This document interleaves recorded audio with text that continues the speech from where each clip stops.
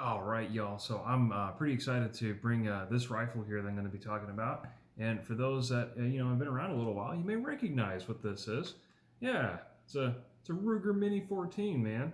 And I'm super stoked to really talk about this rifle because, man, it has been a very long time since I've had a Mini 14 in my arsenal, in my collection, for a number of reasons. But yeah, I'm happy that I actually was able to get one of these recently, and you may see a little modification here I did, but I'll talk about that. But yeah, Mini 14. So yeah, these rifles have been around for quite a long time. This is definitely a more modern version. It's got the nice. This is actually a wood stock. It's not a composite material or anything like that. It just has a nice brown kind of speckled and black paint job on it. But yeah, it is a wood stock, but this is the tactical version, and you can tell by how it has the flash hider there on the front. A bit of a shorter overall length barrel as well, and a different kind of front sight, as you can see there. The older models of Mini 14 had a different front sight as well. The non-tactical versions, the band arrow ones, if you will, they had kind of like a one-piece piece that was fitted to the barrel and had a sloping ramp front sight. This has more of a protective ears and a smaller kind of little sight there on the front. So a little bit different. Of course, though, this does lack the bayonet lug, which is, I really wish I could have a bayonet lug on my Mini, just like my dad's old Mini 14. But sadly, they don't make those anymore. So I don't think they've made them for quite a long time. So if there was some kind of modification though, like I could fit a bayonet lug to this, that'd be freaking cool. But I doubt I'm ever going to be able to do that. But anyway, you can also see too, all the modern Mini 14s now are like the quote-unquote ranch models. So they have a altered ejection pattern, and they also have the different, scope mounts here built into the receiver itself. It's a little hard to see because I have the pick rail on it right now, but there's two little posts there. Let's see if I can point it out. So here and here, you can see there's posts that are part of the receiver now. And those are mounting points for, obviously, the Picatinny rail that you see there, but also the included 1-inch steel scope rings that come with this rifle, which I think is pretty nifty. So when I got this rifle, I probably paid a little too much. I mean, honestly, I think Mini 14s are a little overpriced today, but I'll talk more about that as we get into it. But yeah, when I bought this rifle, brand new, it came with, let's see, 2 of these 20-round magazines. It came with the pick rail attachment, and it also came with the 2 steel 1-inch scope rings here. So that's a pretty nice inclusion for the rifle. I did not expect to get those, honestly. I expected to have to get like I expected only to get maybe this little dinky 5-round magazine or a 10-round magazine, but no, it came with 2 20-rounders, so that's pretty cool. And honestly, I think they look pretty good with the 20-rounders. It looks like a nice, I don't know, it just looks good versus, say, a 30-rounder like these plastic thermolds that I have here. Those, they stick out just a little bit more, and so do the factory Ruger 30 and 40 rounders. The 40 rounder, of course, gets pretty long here.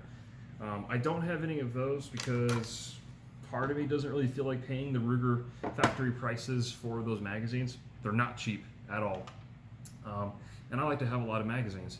And I'm a little bit spoiled, and I'm certain we all are when it comes to 5.56 rifle magazines. So like your AR mags, you can get an ungodly amount of P mags. Get them for $7, $8, $9, $10 a piece. Versus this 20 rounder here was like what, $35? Like that's like, ouch. So in the 30 rounders and 40 rounders are even more expensive than that. So kind of hurts your wallet a little bit to want to stock up on mags, which is a bit of a weakness for this rifle. So I wish magazines were a little bit more available and cheaper.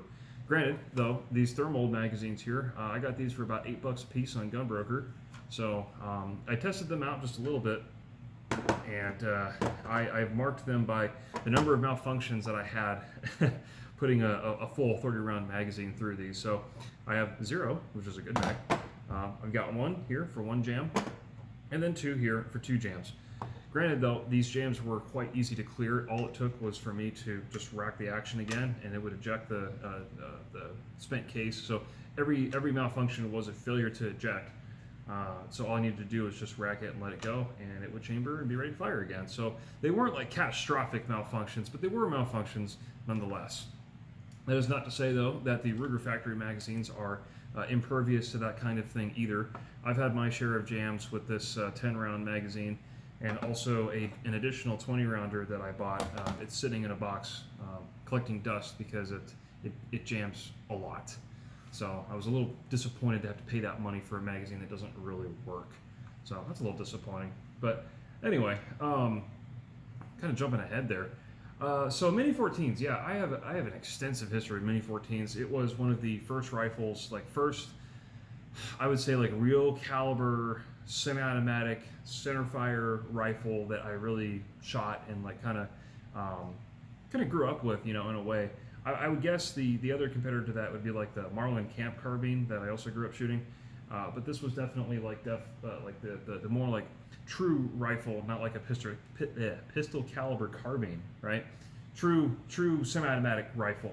Because back in the day, ARs were not necessarily, as super popular and widely available and as inexpensive as they are now. So ARs were kind of a rare thing. Like I did not grow up with ARs in the house. We didn't really have any, and my dad had an old Mini 14 like GB style, and that's what I grew up shooting.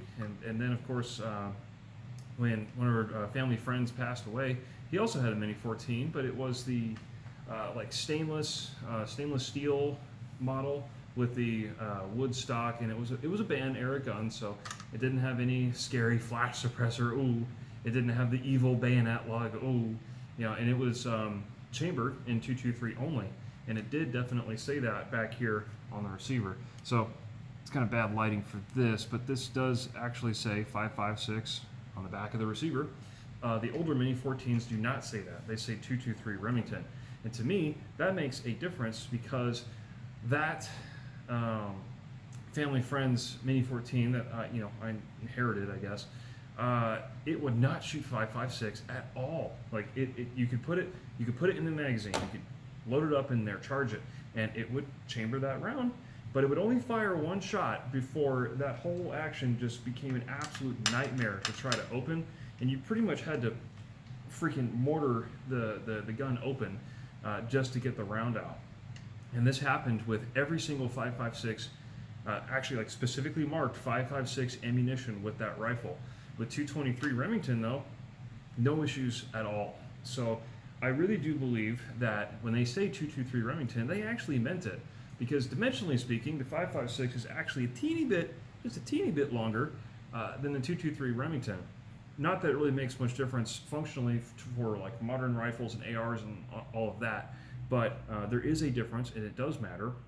And I don't care what Ruger says about, or anyone really, like your internet experts say like, oh yeah, all the 223 rifles, yeah, they're perfectly rated for 5.56. I don't think that's the case because, like I said, my rifle just would not shoot 5.56 at all. Like I said, it would shoot once, and you had to, beat the damn thing open. So it kind of turned me off to having a Mini for a long time because I couldn't just buy whatever ammunition. I had to be very specific. And I thought to myself, this was many years ago. I thought to myself, like, man, this Mini, the Mini I had back then, of course, can't really mount optics. It's not particularly accurate. It can only take certain ammunitions. The magazines are hard to find. They're expensive. I don't really have much of a reason to keep this thing. So I ended up selling it to a friend of mine in my squadron, and used that money to purchase my first AR, which I've already reviewed, the Armalite. And I didn't look back. I was like, man, this AR is awesome. I can put a better trigger. I can put better furniture. It's got all these aftermarket options. It's much easier to mount optics. It's the modern rifle, and I never looked back because at that point I was thoroughly convinced that practically speaking, there is almost no reason practically speaking here, there's almost no reason to have a 5.56 chambered rifle that is not an AR, because it just works better in pretty much every case. So that is not to disparage the venerable Mini 14 here. I mean, there's a reason why I bought another one, right? I really miss kind of like the shooting experience of having a Mini. I really did. So I got some money together, and I finally went and bought this one, and I've been very, very satisfied with it. It felt like getting a piece of like your childhood back, just very nostalgic, I guess is the word, right? So super awesome to have this back again. So that's my history with minis. Naturally, of course, though, I would, if I was spending all the money in the world, I'd get one set up just like the Mini 14 GB. So the nice flash hider, the 18 folding stock with the black pistol grip and the stainless steel kind of tube stock that folds, the bayonet lug, all that stuff, all the fixings. But honestly, like practically speaking too, it's nice to have a more modern option where I can have my nice pick rail on here, which is super modern. I can have the altered ejection pattern, so I can actually put optics on this, what limited amount of optics you can, and just have a modern production Mini, because also the more modern production Minis are more accurate than the old ones were. So growing up, when I was shooting my old Mini, the Mini 14 was the first rifle that I took to 100 yards with just iron sights, and I was able to put all 5 rounds that I had that day on paper at 100 yards. Now, granted, I was very young at the time, so my marksmanship was definitely not the greatest. I didn't really know how to shoot all that well, not with rifles, not with iron sights at 100 yards, because most of my rifle experience was like 10-22s or like my 30-06 bolt action that has like a scope on it, So I was very happy with the accuracy I was getting back then, like getting all the shots on target at 100. Like I was like, cool, it's awesome.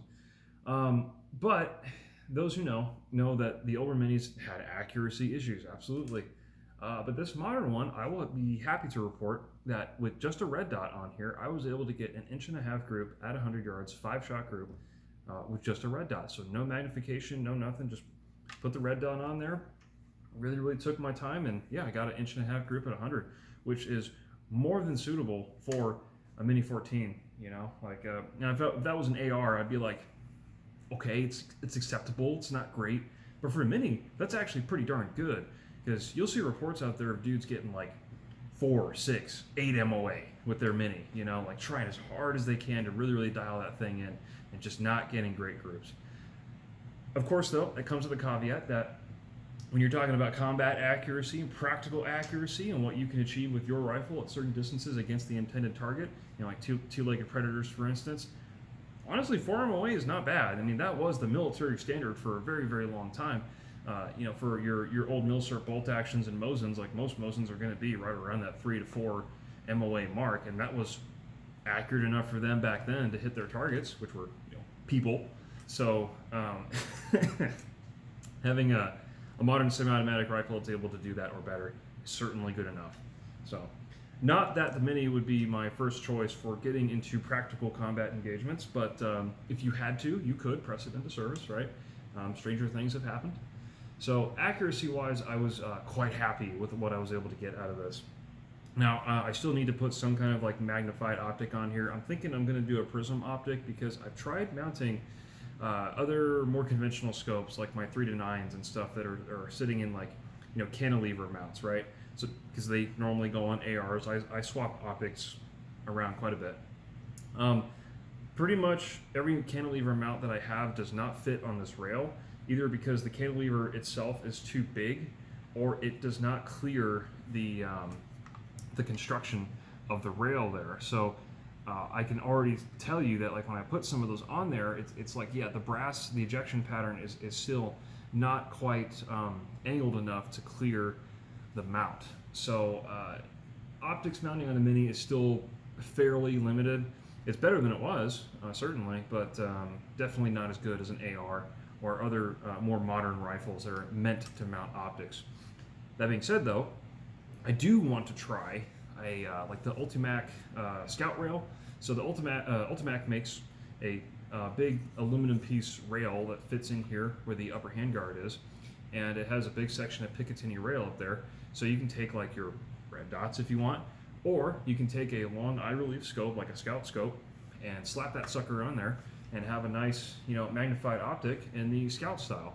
So that is something, once I save up some little more cash, I definitely want to try that with this gun, or just get a prism sight and put it back here, because prism sights tend to be pretty compact.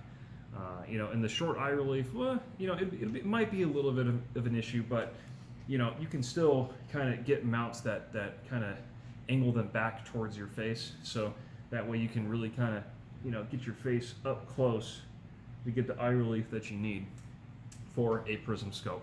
And a prism scope will definitely clear the ejection port here, so something that I want to try in the future.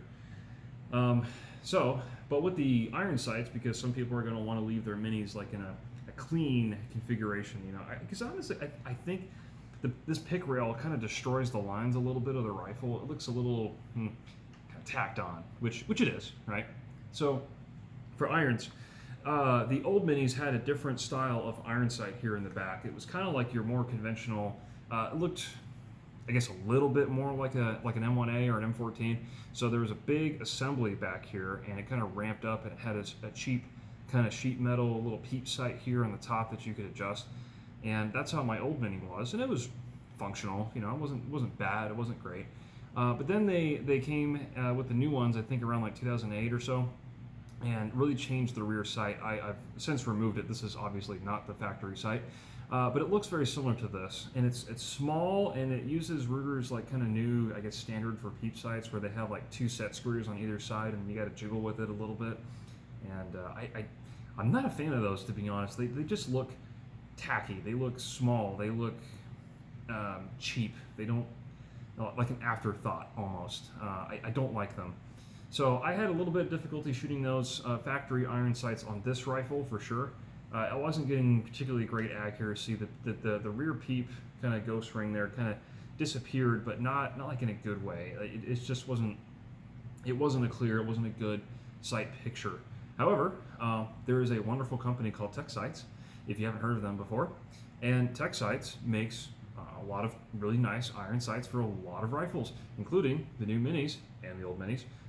So I bought the rear sight here for the new mini, and as you can see, there it is. Looks a lot like the factory one, the new factory ones, but the sight picture is tremendously improved. The adjustability of it is a lot better, even if it is a little stiff. The aperture itself is much smaller, but the ring is like thicker. So I get a much clearer, much more defined sight picture when I'm using the Tech Sights versus the factory irons. And I mean, every other YouTuber out there will tell you that the Tech Sights are the way to go. And I will tell you again, from my perspective and my experience too, they are absolutely right. They freaking rock. I'm getting some great accuracy now out of my irons, and it was totally worth the purchase, if you ask me. And it looks good too. It doesn't really break up the lines too bad. It looks nice and clean, just like a mini should. So I think definitely a worthwhile upgrade. So as far as the trigger goes, feels like a mini trigger. That is to say, it's a kind of a nice, I guess you'd call it a 2-stage. It's got a little bit of take up and a very nice, clean, predictable break. It breaks very predictably and very nicely. I do like it quite a bit, and I'm able to shoot quite well with it. So now, is it like as good as like your super duper nice ultra match awesome AR triggers? No, but I don't think it was really meant to be either. So I'm not really gonna bash it too much on that. It's usable, it's functional. I can get good accuracy out of it. That's all I really care about. So let's see. As far as like shooting experience, I started to realize, because I've definitely matured a lot in my gun knowledge since having my original Mini, that this recoil impulse and everything from this rifle feels an awful lot like an AK. And I guess that shouldn't be too surprising, because it's got a rotating bolt, it's got a big old like long piston here, and the recoil impulse is definitely, I would feel like it's more than an AR, in terms of like pushing me around and stuff moving. But it feels a lot like the recoil impulse of an AK, which I thought was really interesting and kind of cool. But it was also fun because this thing is with a shorter barrel like this, even though it is like what 16 and a half or so, it's blasty. It's very blasty.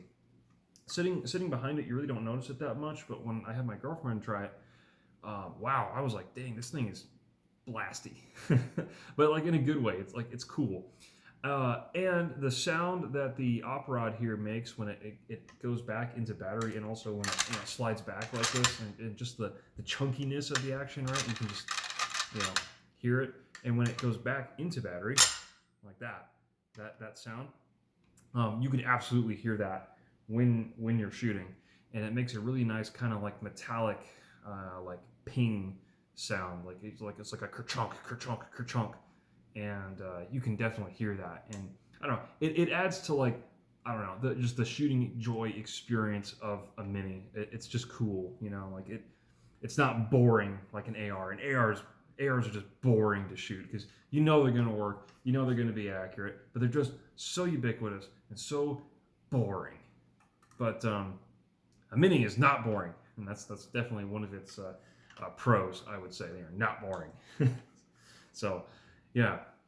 For the handguard though, I just took the factory handguard here and I just painted this over with Brownells Alumahide in the OD green, as you can see here. And I think it actually looks pretty good. I would kind of want like, maybe if I go back to it someday, I'll put some like black speckles so it'll match the black speckles here on the stock as well, and kind of make it match a little bit more.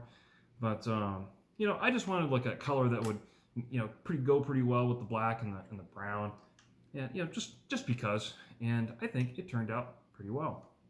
Alumahide is great stuff if you've never used it. I painted quite a bit of things with it, like AR mags, grips, other furniture. My CZ Scorpion, actually, the receiver is OD green, and it actually matches the Alumahide Brownells green almost perfectly. So when I changed the furniture on that, put a different grip on it, I painted that. It came in black, of course, because it's Magpul, and I painted that over with the Alumahide green, and it matched perfectly with the rest of the gun. So I was like, sweet, awesome. So, but yeah, that's pretty much all I've done to this rifle. Other than that, it's pretty much stock. But yeah, I'm looking forward to trying the rail here on the top, and trying a scout scope and all that. As far as like maintenance goes, it was definitely a trip down memory lane because it's been such a long time taking this thing down. And those who know, it's like a M14 M1 Garand. You pop the trigger guard out, and the whole trigger pack comes out the bottom, and you take the action out of the stock, so on and so forth, right?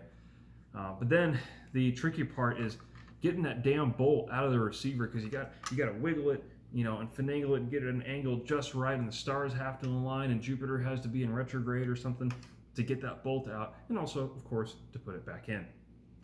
So a little bit of a pain in the butt compared to an AR, but it was definitely like riding a bike again. Like it was all coming back to me, and I'm like, oh man, I haven't done this in years. This is awesome. I'm struggling with it. I'm like, man, I struggled with it too when I was a kid, and I struggled with it when I had it before and all this stuff, and it's really hard to put a price on nostalgia, like especially when it's something so enjoyable memory like that.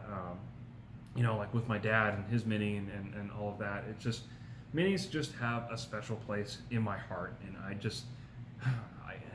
there's so many days, like after I sold my Mini, I just kind of look back on it, and I was like, I'm sitting there some days, like I'd be eating dinner, and just a random thought pops in your head, and you're like, man, I miss having my Mini. I just want it. It's not like it's a good rifle or anything. I just, or not as good as my AR, practically speaking, right? Man, I miss shooting that thing, and I kind of regret selling it. And the guy I sold it to, yeah, he's never gonna sell it back to me. So I mean, he loves the Mini for a lot of the same reasons that I do now. So it's like, okay, well, I can't really ask for that rifle back from him. I sold it to him. It's his property now. He can do with it as he wishes. So, but I just really, really wanted a Mini, so I went out and got one. But anyway, so. Yeah, shooting experience was really good. The only malfunctions I had, like I said, were magazine related. Everything else worked totally fine. I was a little bit afraid that putting the rail on here would catch the brass or cause it to bounce back into the receiver, but that has not been a problem. Everything has been magazine related. Ammunition, I've pretty much shot exclusively like PMC X-Tac out of this. It has shot wonderful. So this rifle really likes the actual like hot like 5.56 loaded like NATO spec type stuff. So I've yet to try this with like proper match ammo or like 223 Remington. I just haven't shot any of it through it. It's been all PMC X-Tac because it's just really good stuff. So yeah, yeah, shooting reliability pretty good. Aside from the mags having some issues, but like I said, I've set aside the mags that I know for a fact work and marked the ones that do not. So I'll put those somewhere else. Maybe buy some more magazines. Accuracy was a lot better than the old minis, like I said, like 1.5 inches at 100 yards, 1.5 MOA, right? Not bad at all, not bad. And I'm sure I could tighten that up just a teeny bit once I get a magnified optic in, I guess, some like 50 or 55 grain match ammo, maybe like a 62 or 68, because this is a 1 in 9 twist barrel, so it can't use the super nice like Black Hills like 77 grain OTM Mark 262 ammo that I normally run through like my A4 or my other ARs that have the 1 in 7 twists, and they shoot those rounds just really good. This one obviously cannot do that. I mean, I'm sure it would shoot, but probably not that well. Twist rate does affect, of course, your accuracy with the heavier stuff. So yeah, overall, this is just this was definitely a nostalgia, a heart purchase. This was not a mind purchase or a logic purchase. This was a heart purchase. I just miss having my damn mini so much, and I needed to get one, and it's been a lot of fun shooting it, and I definitely look forward to shooting it some more, because you know, out of my 5.56 caliber weapons, I mean, I've got, I don't know how many ARs now, but it's just, ARs just get boring. They're just, like I said, they're ubiquitous, they're everywhere, they work great, they're fantastic, they're accurate, they're reliable. You can get, you know, dress it up however which way you want, but they're still just boring, because everyone's got an AR. Like, you show up to the range, you have an AR, well, cool, everyone's got an AR too, you know, but you show up with a mini, that's a conversation starter right there, especially with the old dudes, you know, which may or may not be a good thing, because you may run into FUDs and, you know, that whole crowd. But, you know, for what they perceive to be a young guy like me, talking about how much he likes his Mini 14, they're kind of just like, well, what do you mean? You should be liking your Glocks and your AR-15s. Like, well, I do, but you know, this is the 5.56 rifle that I grew up with and that I have a lot of time with. So, you know, like I said, I didn't get my first AR until like 2016, I think. Yeah, that was my first like AR ever. So, you know, before then, it was Mini all day long. So, yeah, I mean, I could go on all day about the history of Mini 14, but man, there's nothing really I can add to the story that hasn't already been said. But yeah, these things are, you know, storied, to say the least. And while they may not be the most practical option anymore when it comes to 5.56 caliber rifles or your tactical carbines, as Nothing Fancy likes to say, they are still definitely capable. You know, dudes have been operating with these for decades. Other countries have bought these. You know, you got the AC 5.56 and all that. You know, it is practical, but of course there are better, more modern options today. So yeah, but nothing will stop me from loving my Mini 14 here. I just love having one again. But yeah, so I was really excited to bring this to you guys, and yeah, hope you enjoyed that. And if you've got some stories at minis, you know, feel free to share them, and you know, let me know, because I don't know, I like waxing poetic and talking about the good old days, you know, because we're certainly getting to that point the older I get, for sure. But anyway, that's the new Ruger Mini 14 Tactical, and yeah, if you're thinking about getting one, I mean, have no fear, you will like it. So, all right. Well, that's all I got to say about this rifle, and hopefully once I get some more updates on this, I'll bring it back for some more updates. So, yeah, we'll catch you next time.